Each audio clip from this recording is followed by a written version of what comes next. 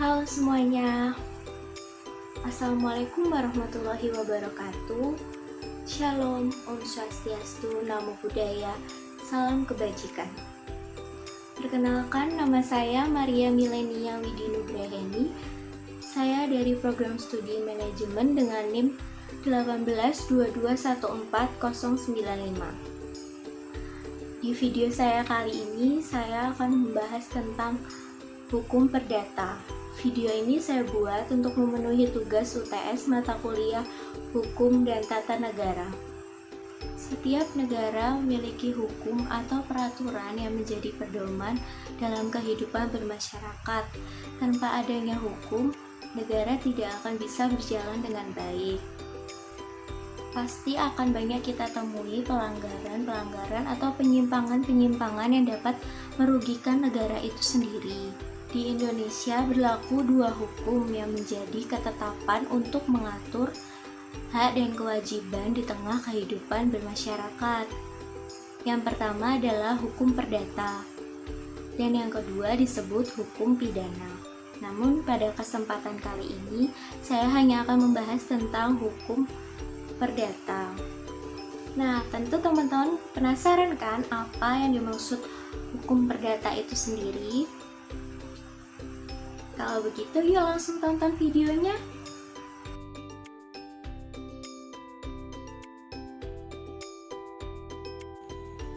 Pengertian hukum perdata. Hukum diartikan sebagai seperangkat kaidah, sementara perdata adalah pengaturan hak, harta benda dan kaitannya antara individu maupun badan hukum atas dasar logika. Hukum perdata populer dengan sebutan hukum private, sebab mengatur kepentingan perseorangan.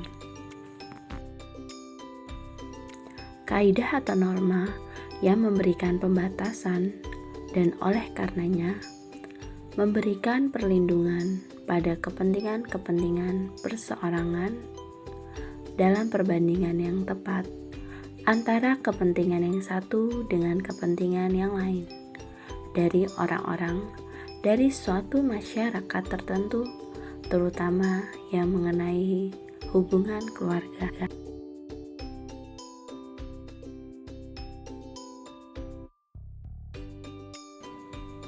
Pengertian hukum perdata menurut para ahli.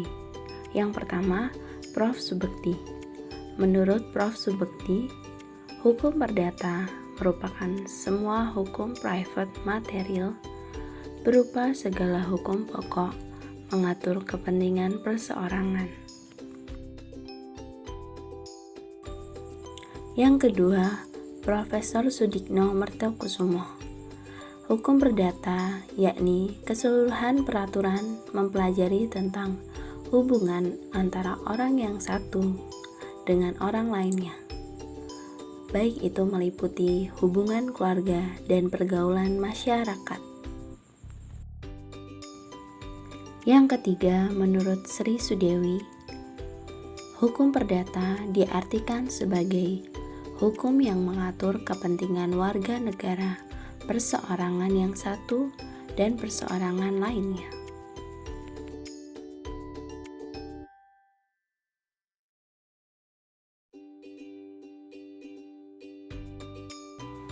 Sejarah hukum perdata di Indonesia berhubungan dengan sejarah hukum perdata di Eropa. Berdasarkan catatan Napoleon, di Himpun Hukum Perdata dinamakan Code Civil de France, berlaku pada tahun 1809 sampai 1811, di mana Prancis menjajah Belanda. Seiring dengan itu, Raja Ludwig Napoleon menerapkan Wetboek Napoleon Ingrid Voorheet Condrick Holland. Barulah 1814, Belanda mengodifikasi susunan ini menjadi Kitab Undang-Undang Hukum Perdata atau sipil.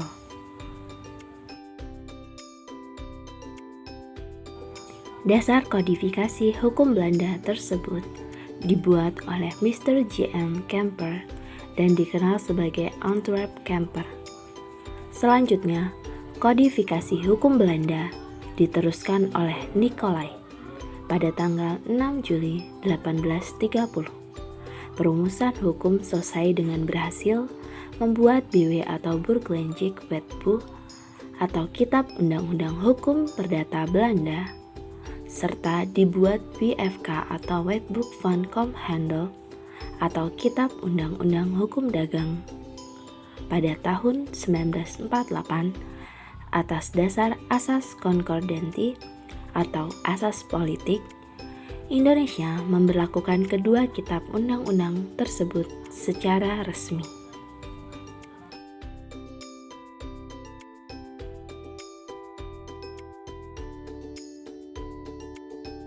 Ruang lingkup hukum perdata dibagi menjadi dua, yaitu hukum perdata dalam arti luas dan hukum perdata dalam arti sempit. Yang pertama yaitu hukum perdata dalam arti luas, meliputi semua hukum private material, yaitu segala hukum pokok atau hukum material yang mengatur kepentingan-kepentingan perseorangan, termasuk hukum yang tertera dalam KUHP, KUHD, serta diatur dalam sejumlah peraturan atau perundang-undangan lainnya. Contohnya seperti koperasi, perniagaan, kepailitan, dan lain-lain. Yang kedua, hukum perdata dalam arti sempit. Hukum perdata dalam arti sempit ada kalanya diartikan sebagai lawan dari hukum dagang. Hukum perdata dalam arti sempit ialah hukum perdata sebagaimana terdapat di dalam KUH Perdata. Jadi, hukum perdata tertulis sebagaimana diatur di dalam KUH Perdata merupakan hukum perdata dalam arti sempit. Ruang lingkup hukum perdata selain arti luas dan arti sempit, yaitu terdapat hukum perdata material dan hukum perdata formil. Hukum perdata material yaitu aturan-aturan yang mengatur hak dan kewajiban perdata seseorang. Dengan kata lain, bahwa hukum perdata material mengatur kepentingan-kepentingan perdata setiap subjek hukum.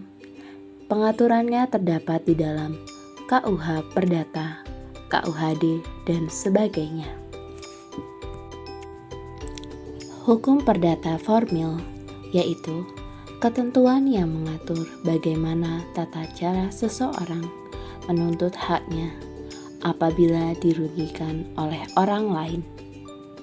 Mengatur menurut cara mana pemenuhan hak materi dapat dijamin. Hukum perdata formil yaitu hukum acara perdata terdapat dalam Reglemen Indonesia yang diperbarui atau RIB.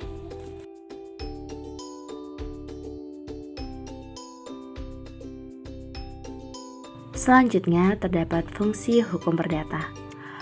Fungsi hukum perdata yaitu mempertahankan dan melaksanakan hukum perdata material.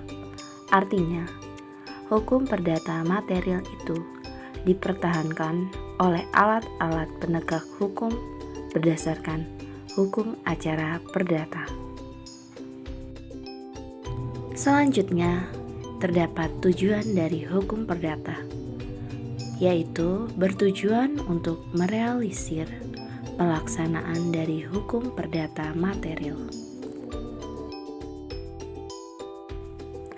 Secara teologis dapat dirumuskan bahwa hukum acara perdata adalah peraturan hukum yang berfungsi untuk mempertahankan berlakunya hukum perdata karena tujuannya memintakan keadilan lewat hakim sehingga hak dan kewajiban orang sebagaimana telah diatur dalam hukum perdata itu dapat berjalan sebagaimana mestinya.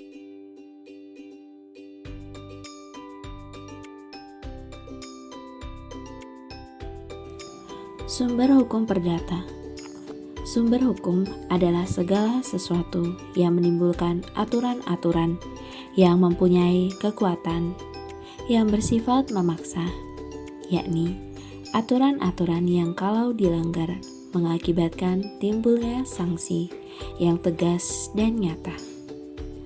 Sumber hukum perdata adalah asal mula hukum perdata atau tempat di mana hukum perdata ditemukan. Secara harfiah, sumber hukum perdata terbagi menjadi dua, yaitu sumber hukum perdata tertulis dan sumber hukum perdata tidak tertulis, atau dapat berupa kebiasaan. Khusus sumber hukum perdata tertulis memiliki banyak sumber, di antaranya yang pertama ada Algemene Bepalingen van Wetgeving atau AB. Yang kedua, Burgerlijk Wetboek atau BW. Ketiga, Kitab Undang-Undang Hukum Dagang atau Wetboek van Koophandel. Yang keempat, Undang-Undang Nomor 5 Tahun 1960 tentang Pokok Agraria. Dan yang kelima, ada UUG Nomor 16 Tahun 2019 Jo Nomor 1 Tahun 1974 tentang perkawinan. Yang keenam, ada Undang-Undang Nomor 4 Tahun 1996 tentang hak tanggungan terhadap tanah dan benda yang berhubungan dengan tanah. Yang ketujuh, Undang-Undang Nomor 42 Tahun 1999 tentang jaminan fidusia. Kedelapan, yaitu Undang-Undang Nomor 24 Tahun 2004 tentang Lembaga Jaminan Simpanan. Dan yang terakhir ada Inpres Nomor 1 Tahun 1991 tentang kompilasi hukum Islam.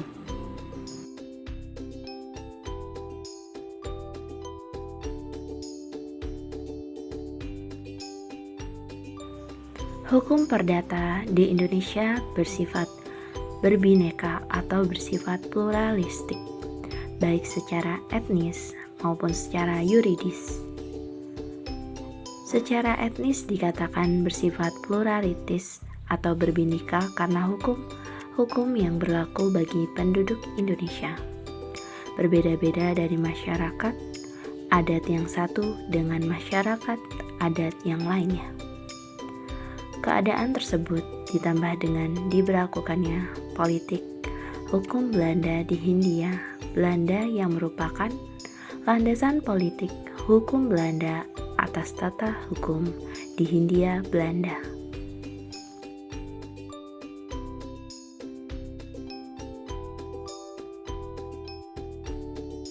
Selanjutnya ada sistematika hukum perdata. Pada bagian awal yaitu dalam KUH Perdata dibagi dalam 4 buku. Buku yang pertama yaitu tentang orang atau van personen, yaitu mengatur tentang hukum perseorangan dan hukum keluarga, yaitu hukum yang mengatur suatu serta hak dan kewajiban yang dimiliki oleh subjek hukum.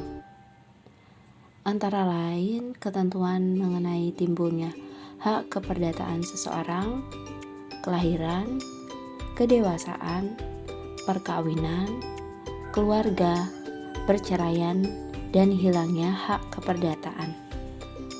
Khusus untuk bagian perkawinan, sebagian ketentuan-ketentuannya telah dinyatakan tidak berlaku dengan diundangkannya Undang-Undang Nomor 1 Tahun 1974 tentang perkawinan.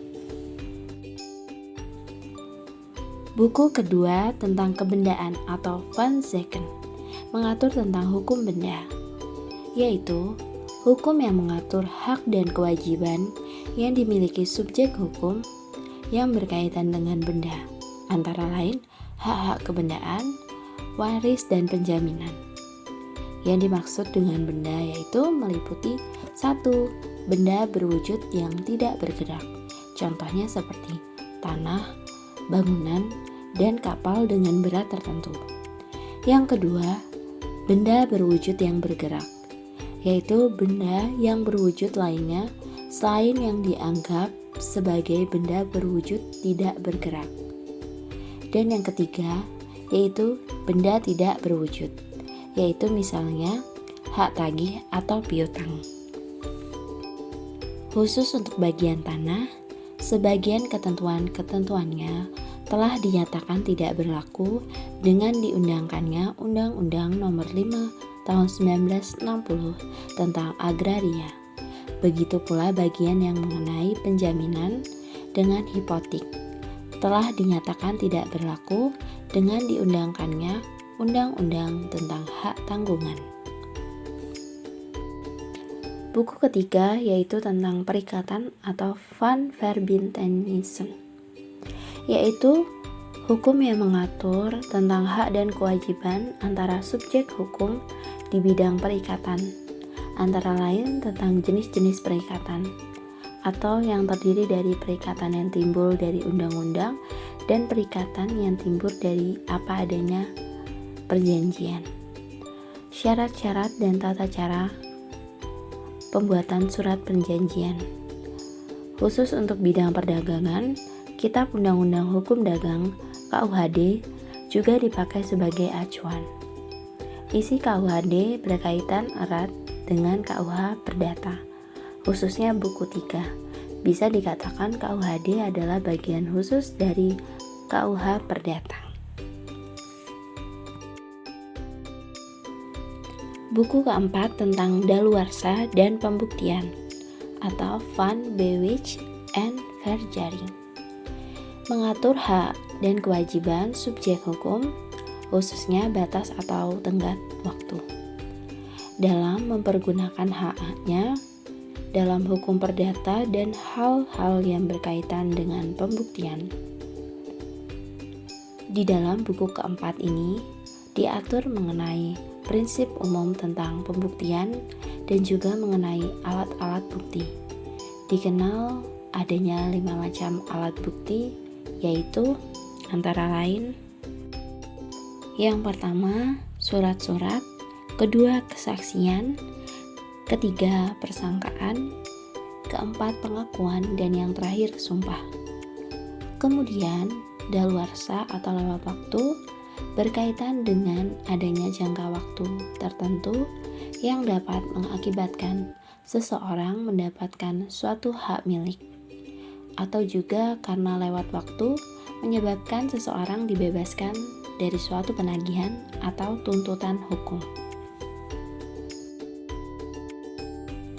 Yang selanjutnya yaitu terdapat sistematika hukum perdata di Indonesia menurut ilmu pengetahuan yang dibagi menjadi 4 bagian.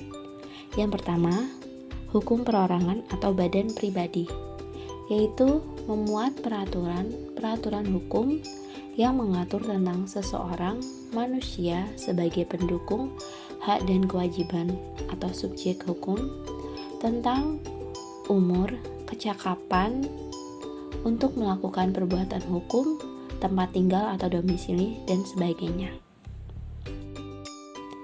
Yang kedua yaitu hukum keluarga, memuat peraturan-peraturan hukum yang mengatur hubungan hukum yang timbul karena hubungan keluarga atau kekeluargaan seperti perkawinan, perceraian, hubungan orang tua dan anak, perwalian, dan sebagainya. Yang ketiga, hukum harta kekayaan. Jika hukum keluarga mengatur mengenai hubungan yang tercipta dari hubungan kekeluargaan, maka hukum kekayaan ini mengatur antara orang dengan harta kekayaan yang mereka miliki, di mana hak dan kewajibannya dapat dinilai dengan uang. Hak dan kewajiban yang bersifat seperti ini umumnya bisa dipindah tangankan kepada orang lain. Yang terakhir yaitu hukum waris. Hukum waris di dalam KUH Perdata diatur dalam buku 2 yang berjudul tentang kebendaan. Dengan demikian, hukum satu ini sebenarnya termasuk ke dalam hukum harta benda. Meski demikian, hukum waris ini juga sangat erat kaitannya dengan hukum keluarga. Karena untuk bisa mewarisi harta benda yang ada, maka harus memiliki hubungan keluarga dengan sang pewaris. Secara garis besar, hukum waris mengatur tentang harta benda seseorang setelah orang tersebut meninggal dunia.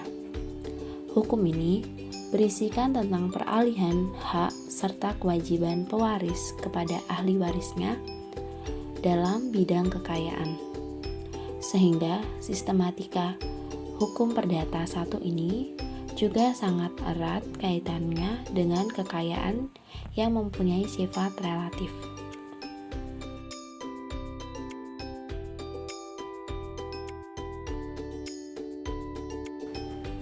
Kasus hukum perdata yaitu berbeda dengan kasus hukum pidana, mulai dari hukum, demikian pula cara penegakannya.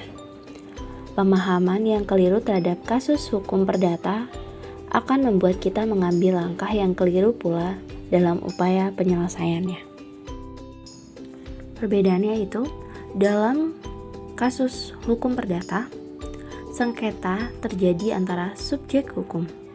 Maka, penyelesaian kasus hukum perdata lebih bersifat elastis. Kenapa dikatakan elastis?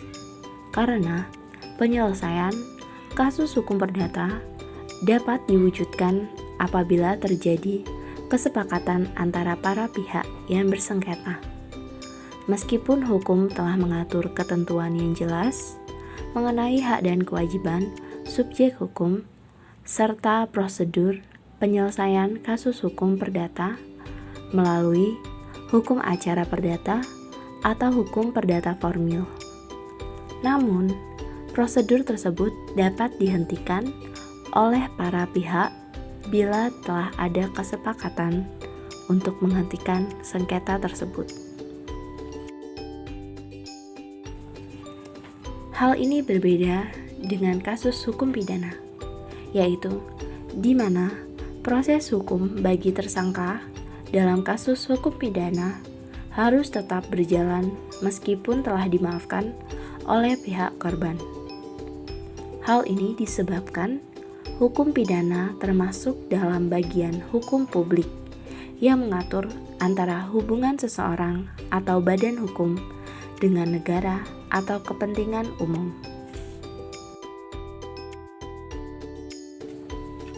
Baik, di sini saya mempunyai satu contoh kasus perdata agar dapat membedakan kasus hukum perdata dengan kasus hukum pidana, yaitu Tono digugat oleh seorang gadis yaitu Paulina untuk membayar ganti rugi atas pembelian gaun baru dan tas serta kerugian imaterial yaitu gengsi dikarenakan sudah menceritakan ke teman-temannya. Karena Tono telah mengingkari janji mengajak nonton pertunjukan tahun baru di Pantai Marina, menurut Anda bagaimana penyelesaian kasus ini?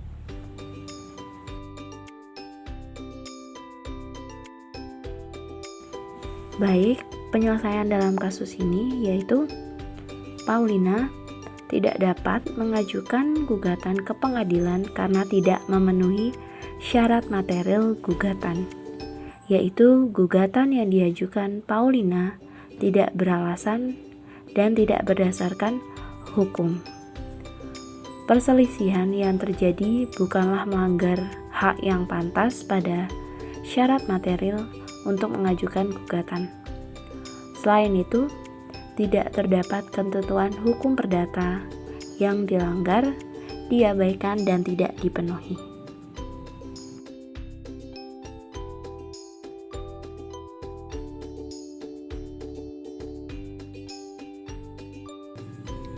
Kasus hukum perdata di Indonesia, yaitu salah satunya ialah hukum pernikahan.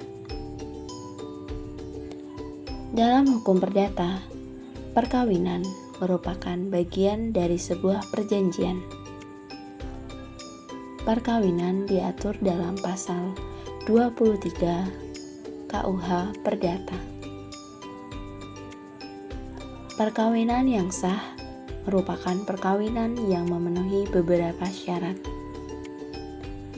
Dalam praktek, apa yang diatur dalam KUH Perdata ini sudah tidak diberlakukan lagi dikarenakan kita sudah memiliki Undang-Undang Nomor 1 Tahun 1974. Dalam Undang-Undang Nomor 1 Tahun 1974, usia laki-laki yang akan melaksanakan perkawinan setidaknya berumur 18 tahun dan untuk perempuan berumur 15 tahun. Sedangkan dalam KUH Perdata ditentukan laki-laki berumur 21 tahun sesuai dengan tingkat kedewasaan seseorang.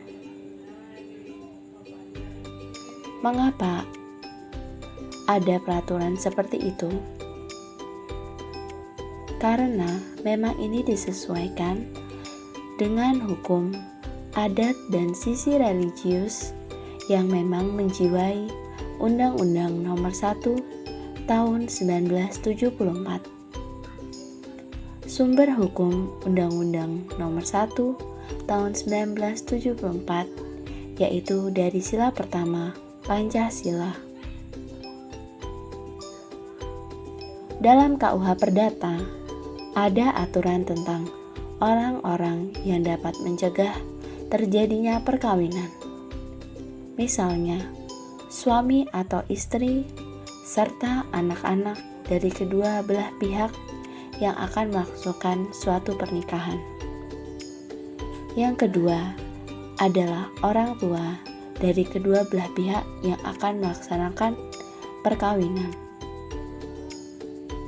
Yang ketiga yaitu jaksa.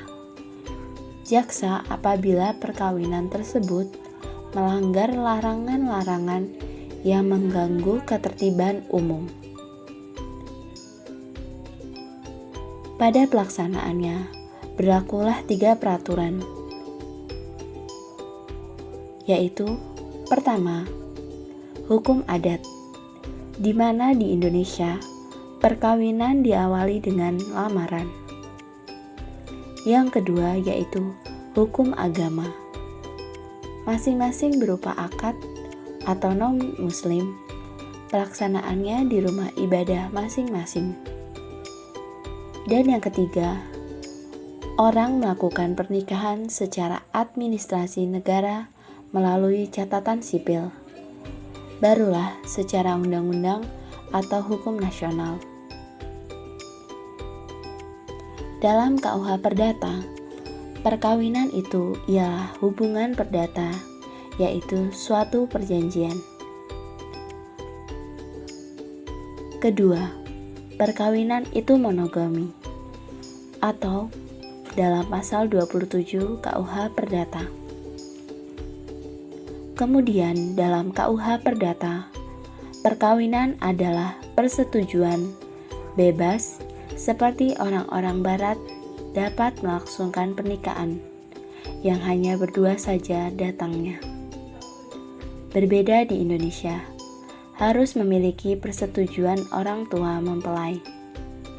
Yang pasti, di masa sekarang ini, orang Indonesia tidak menggunakan KUH Perdata sebagai sumber hukum perkawinan.